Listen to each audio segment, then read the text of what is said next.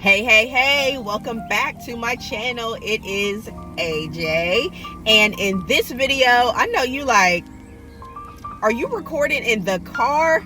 I am recording in the car, but it's all gonna make sense in a minute. Okay, so in this video, what are we talking about? We're talking about us, because what I do is I make videos for people like me who are moms, who are wives, who have businesses, the mompreneur. And I know somebody's like, well, don't you always talk about this? And I do, but I'm not talking about it in the traditional sense. I am talking about self-care today. I know, but this one is not your average self-care video, okay? Let me explain. So, I know that we have been seeing for, who knows, the past few years, people talking about self-care, what you need to do. For me, when it comes to self-care, when it comes to things in life in general, I am trying to do the most with the least, okay? And some people might take that in a negative connotation, but I do not. What I mean by that is, all over social media, most of the stuff that I see is talking about spending money in order to do self-care. And I'm not knocking any of that stuff.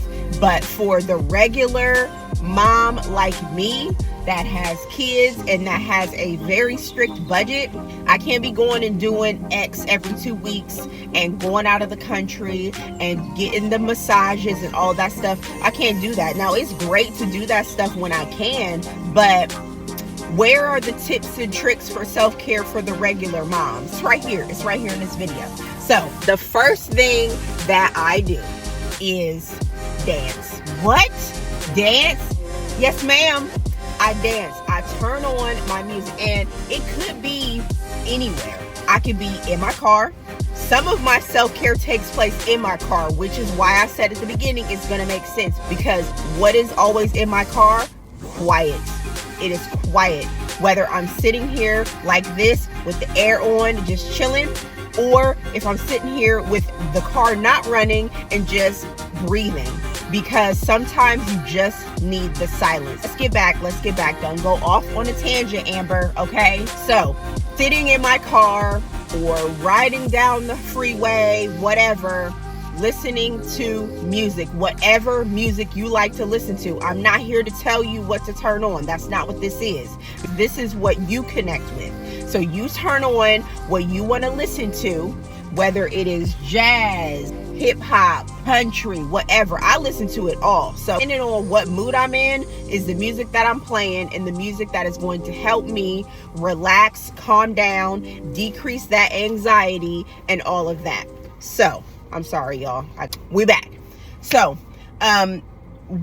whatever makes you comfortable is what I was getting at. Whatever makes you calm down, whatever makes you relax, whatever makes you feel good, that's what you listen to. Dancing. Now, I'm not talking about the TikTok dances, and I'm not talking about that. We ain't got to be doing that. What you can do is dance like nobody is watching. Y'all remember Meredith? Do you remember what her and her name escapes me at this time? You going to talk about you like Grey's Anatomy and you can't even remember the name. You know who I'm talking about if you watch Grey's Anatomy, so don't sit here and try to judge me because I don't know her name. What they used to do was, when they got overwhelmed and they got caught up in their emotions and it was just too much, they would turn on the music and they would just dance around the room.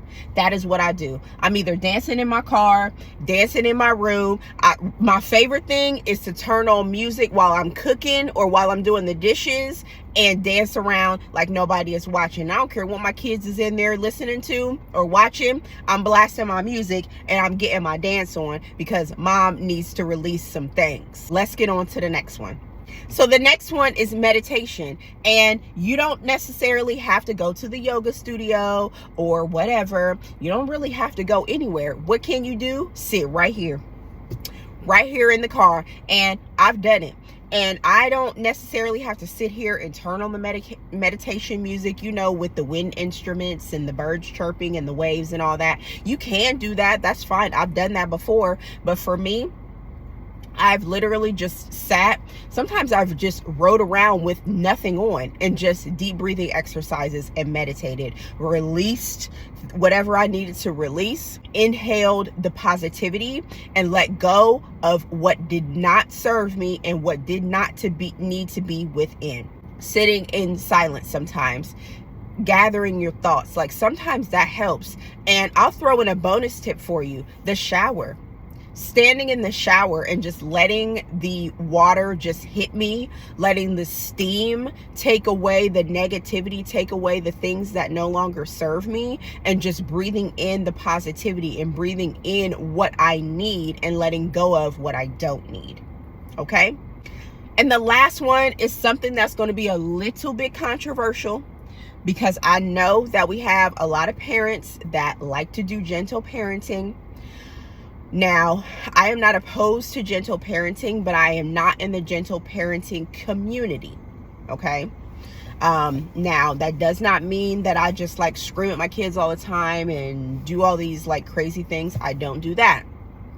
I feel like I'm as patient as I can be with my children, but at the same time, you know, sometimes you have to do what you have to do. I'm not getting into detail. One, because I don't feel like I need to explain myself. And two, because I know that some people will take it the wrong way and they will begin to insert their opinions where they don't belong, because some people feel like they are entitled to tell other people how to parent, and they're entitled to give unsolicited advice, and your girl is not here for it. So the third tip is telling my kids to leave me alone. It's simple. Telling my kids to leave me alone. Like, if my kids are fed, if they are really don't have any needs, like at all, they really don't have anything, they just want to nag. Now, you know, when your kids are just trying to nag, like, let's be real here. Like, your kids are fine. I don't have babies. I have a 12-year-old, a 6-year-old, and a 4-year-old. When they were babies, if they made a sound, I tended to them. So I'm not talking about babies. That's a completely different topic. Like, I can't even help you right now because I'm not in that phase of my life. So, but for me, like, these are for like the not older children, but like the children that are not in diapers, that are potty trained. Like, that's who I'm talking to. Sometimes your kids don't need anything. Like, they simply just want to bother you. Like, they see that you're not doing anything and they feel like, oh, okay, let me go ahead and bother mom because she looks like she has some free time. And somebody's gonna be like, girl, that sounds super insensitive. And it might. But I know my kids, and y'all know y'all's kids, and y'all know that they do stuff like that. And it's just like, okay, now mom needs to get back, and I'll listen to them. But like, once I realize that they just talking to talk, we've talked about prioritizing. Like, you have to prioritize your time. And that's not to say to act like, you know, oh, I'm supposed to be doing this right now, so I don't have time for my kids. No, that's not to say that. But if you allow them to distract you from what you're doing, I know for me, the way my brain is set up is if I'm focused on something and then they come in and start talking to me about something else, I'm now distracted, and now I'm no longer focused on that thing, and I'm going to get up from what I'm doing, go help them with what they're doing, and then be like, oh, squirrel, and then find something in the kitchen I need to do, or find something somewhere else in the house, something that needs to be done. That's why I'm saying that. I hope that makes sense, because like I said, that might come out the wrong way, but like, if you know, then you know. So I don't have to do any further explanation. So what did we talk about? I know I'm always clapping in my videos. I was never a cheerleader, so let's be clear. I don't know why I feel like I have to clap my hands together like I am, but I am not. So let's not feel guilty about wanting to spend time with ourselves, because if we are empty, we are no good for our family. So I hope that this video helped you. I hope this gave you some ideas, some perspective on how you as a mom can keep it together, at least for the moment, for your children. Make sure that if you liked this video, make sure you like it. Comment down below if you have self-care suggestions for the other moms out there. Subscribe to the channel, hit the bell notification. All of my social media is going to be linked down below so you can keep up with me. I have launched my blog, so you can go check out the blog, subscribe to the blog, And I hope to see you guys in the next girl.